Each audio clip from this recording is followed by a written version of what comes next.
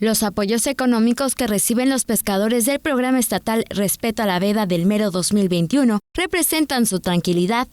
En la comisaría progreseña de Chicxulub, Puerto, el director de ordenamiento pesquero de la Secretaría de Pesca y Acuacultura Sustentables, Eric Rijani González, entregó en las casas de los beneficiarios los apoyos que continuarán hasta el 21 de marzo. Es muy difícil porque no todos tienen trabajo, no todos buscan trabajo. En crisis, de que si buscamos chamba, chambeamos y tenemos, si no, pues no hay.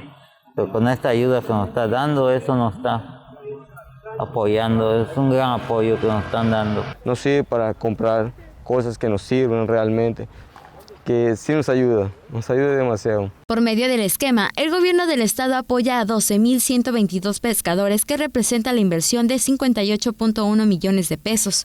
En Chicxulub, Puerto, Rijani González entregó vales de despensas con valor de 1,200 pesos cada uno a 422 pescadores. De forma simultánea en Progreso, se instalaron 9 sitios al aire libre para la entrega de los apoyos, donde se atendió a 4 personas al mismo tiempo, aplicando los protocolos sanitarios. Teleyucatán te informa. Teleyucatán te informa.